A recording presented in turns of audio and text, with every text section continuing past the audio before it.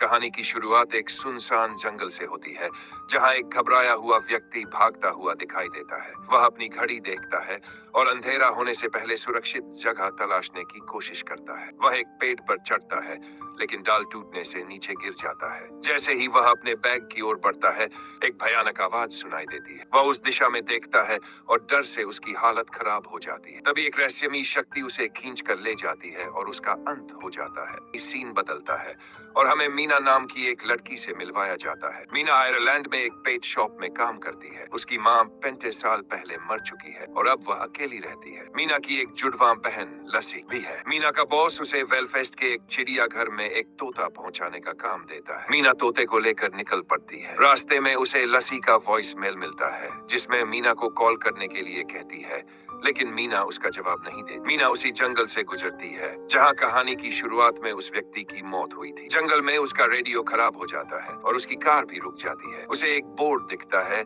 जिस पर 9.2 रिटर्न लिखा होता है। वह मदद के लिए आसपास के लोगों को ढूंढने निकलती है, लेकिन उसे कोई नहीं मिलता। जब वह वापस लौटती है तो उसकी कार गायब हो चुकी होती है। अब मीना इस रहस्यमयी जंगल में फंस चुकी है। बंकर और वॉचर्स का रहस्य। जंगल में भटकते हुए मीना को अचानक बहुत सारे पक्षी उड़ते दिखाई देते हैं और उसे लगता है कि कोई उसे देख रहा है। तभी उसे एक बूढ़ी औरत मेडलिन मिलती है, जो उसे जल्दी से एक बंकर जैसे स्थान में ले जाती है, जिसे स्थानीय लोग कूप कहते हैं। कूप में मीना को दो अन्य लोग, सियारा और डेनियल, मिलते हैं। मेडलिन बताती है कि इस जंगल में वॉचर्स नाम की रहस्यमयी शक्तियां रहती है, जो रात में कूप की शीशे वाली खिड़की से लोगों को देखती है। जो भी रात में बाहर निकलता है, वॉचर्स उसे मार डालते हैं। मेडलिन बताती है कि ये जंगल अपनी सीमाओं के लिए कुख्यात है। जंगल में कुछ बोर्ड लगे हैं जो एक सर्कल बनाते हैं। अगर कोई इस सर्कल के अंदर रहता है और नियमों का पालन करता है, तो वह रात तक सुरक्षित रह सकता है, लेकिन जो इस सीमा को पार करता है, वह मारा जाता है। मेडलिन के अनुसार ये बोर्ड एक प्रोफेसर ने बनाए थे। वॉचर्स के नियम। मेडलिन और अन्य लोग कुछ नियमों का पालन करते हैं जो उन्हें वॉचर्स से बचाते हैं। शीशे की ओर कभी पीठ मत दिखाना। अंधेरा होने पर दरवाजा कभी मत खोलना। 3 वॉचर्स के गड्ढे के पास कभी मत जाना। साल हमेशा उजाले में रहना। ये लोग महीनों से इन नियमों का पालन कर रहे हैं, जिसके कारण वे अभी तक जीवित हैं। सियारा और डेनियल पिछले 5 महीने से इस जंगल में फंसे हैं। सियारा का पति जॉन वही व्यक्ति था जिसे कहानी की शुरुआत में मरते हुए दिखाया गया था। मीना शीशे पर आवाज करती है, लेकिन उसे कोई जवाब नहीं मिलता। तभी एक जोरदार आवाज होती है और मेडलिन उसे सीधा खड़े होने के लिए कहती है, ताकि वॉचर्स उसे ठीक से देख सके। मीना को जंगल में एक औरत दिखती है जो उसे पहले भी दिख चुकी थी। उसे लगता है कि जंगल उसका दिमाग प्रभावित कर रहा है। डेनियल बताता है कि जो भी वॉचर्स को देखता है, वह जिंदा नहीं बचता।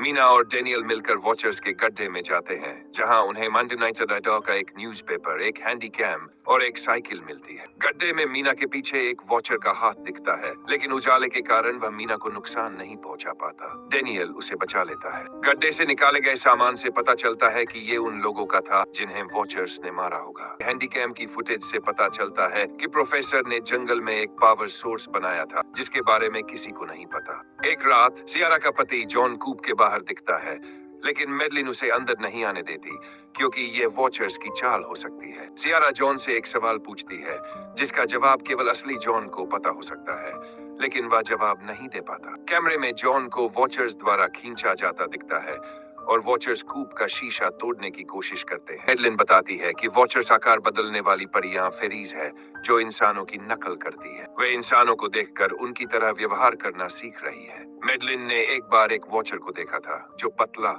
लंबा और भयानक था। बाद में मीना और अन्य लोग एक बंकर में जाते हैं जो प्रोफेसर ने बनाया था। वहां उन्हें प्रोफेसर की वीडियो मिलती है, जिसमें वह बताता है कि उसने जंगल में जानवरों पर शोध करने के लिए एक वॉचर को पकड़ा था। उसका वॉचर के साथ गहरा बंधन बन गया था। प्रोफेसर बताता है कि जंगल से निकलने का रास्ता नदी के पास उसकी बोट तक है और पक्षी रास्ता दिखाएंगे। वह अपनी रिसर्च को नष्ट करने की भी सलाह देता है। वीडियो में प्रोफेसर और वॉचर दोनों की मौत दिखती है। अगले दिन मीना, मेडलिन, सियारा और डेनियल पक्षियों के पीछे नदी की ओर बढ़ते हैं। रास्ते में मेडलिन एक पत्थर का निशान दिखाती है, जो बताता है कि परियों को जंगल में कैद किया गया था। सदियों पहले परियां और इंसान साथ रहते थे, लेकिन युद्ध के बाद परियों को जंगल में बंद कर दिया गया। अब वे अपना अंक खो चुकी हैं और जंगल से बाहर नहीं निकल सकती। अंधेरा होने और बारिश शुरू होने के साथ वॉचर्स की आवाजें गूंजने लगती हैं। आखिरकार वे नदी तक पहुंचते हैं, लेकिन एक वॉचर जो जॉन का रूप लेकर डेनियल को धोखा देता है और उसे मार मार डालता है।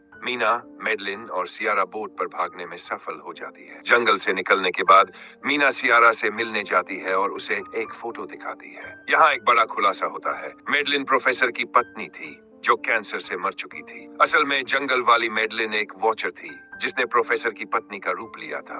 इसके अलावा सियारा भी असली नहीं थी, वह मेडलिन थी जिसने सियारा का रूप लिया था। मेडलिन मीना पर हमला करती है और बताती है कि वह आधी इंसान और आधी फेरी है। वह दिन के उजाले में भी चल सकती है, जो उसे अन्य वॉचर्स से अलग बनाता है। मेडलिन मीना को मारकर उसकी जगह लेना चाहती है, लेकिन मीना को बताती है कि वह भी आधी इंसान और आधी फेरी हो सकती है। मेडलिन कहती है कि मीना की जिद के कारण उसकी मां की मृत्यु हुई थी, जिसे मीना खुद को आधा दुष्ट मानती है। मेडलिन अपने पंख फैलाकर उड़ जाती है। कहानी के अंत में मीना अपनी जुड़वा बहन लसी से मिलने जाती है। इस दौरान मेडलिन एक छोटी बच्ची का रूप लेकर मीना पर नजर रख रही होती है। ये सस्पेंस दर्शाता है कि मेडलिन जैसे और भी हाइब्रिड वॉचर्स असल दुनिया में फैले हो सकते हैं।